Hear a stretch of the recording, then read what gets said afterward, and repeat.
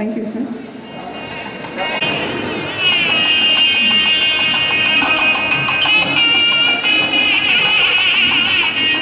రాజ్ కుమార్ గారు, SA physical science Raj Kumar గారు ఎక్కడున్నా రావాలి. రాజ్ కుమార్ సార్,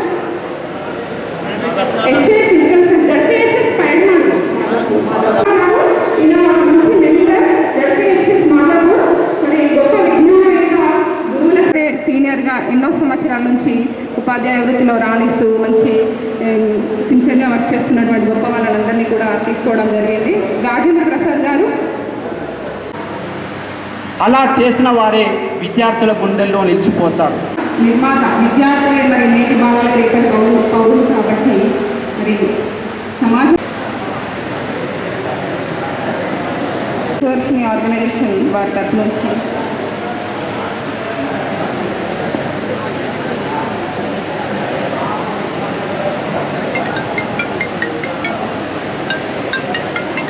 హలో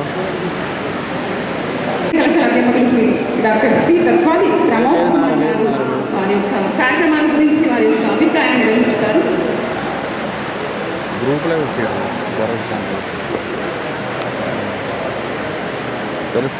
చెప్తా దినోత్సవాన్ని చేసుకొని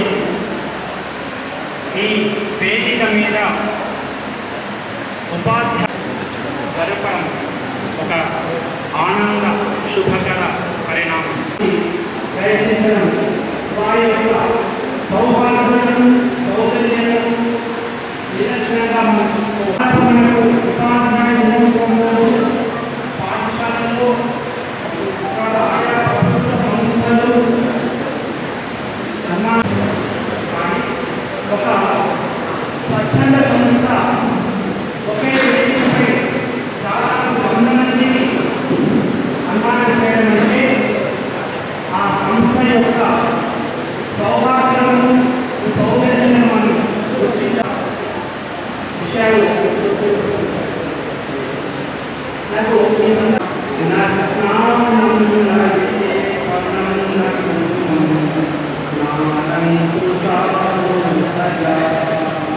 ప్రాక్టీస్ 6వ వేలు వస్తుంది. అతడు తరగతి గదిలో అడుగు పెడితే చాలు అతనికి 6వ వేలు వస్తుంది. ఆ 6వ వేలే మనకు జ్ఞానం.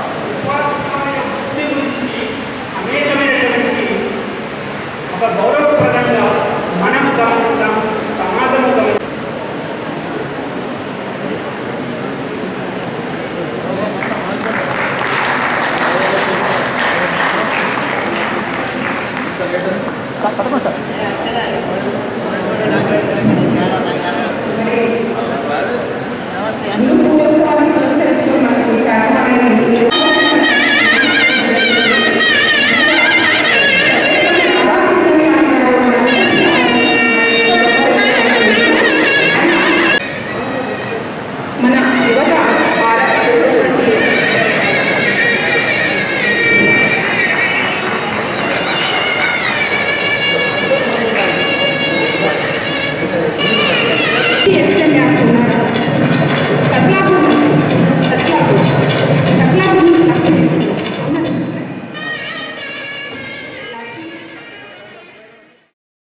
ఒక పరిపాలనా దక్షుడు, ఒక ఐఏఎస్ ఆఫీసర్ కావచ్చు, ఒక ఐపీఎస్ ఆఫీసర్ కావచ్చు, పరిపాలనలో ఎన్నైనా సంస్కరణలు తీసుకురావచ్చు. కానీ ఒక రేపటి తరాన్ని మాత్రం తయారు చేయలేడు. ఆ రేపటి తరాన్ని తయారు చేసేటువంటి ఒక బాధ్యత కావచ్చు, ఒక అవకాశం కావచ్చు, అది ఒక మన ఉపాధ్యాయులకు మాత్రమే ఉంది. ఈ ఉపాధ్యాయ గురించి ఒక కవి ఏమన్నాడంటే, అతడు ప్రాంగణంలో అడుగు పెడితే చాలు, ప్రాంగణంలో అడుగు పెడితే చాలు, అణువణువు అక్షరమయమవుతుంది. అతడు ప్రాంగణంలో అడుగు పెడితే చాలు, అణువణువు అక్షరమయమవుతుంది. మాటల రెక్కల మీద విద్యార్థులు సులక్షితంగా జ్ఞాన విహాయాసంలో విహరిస్తారు. మాటల రెక్కల మీద విద్యార్థులు సులక్షితంగా జ్ఞాన విహాయాసంలో విహరిస్తారు.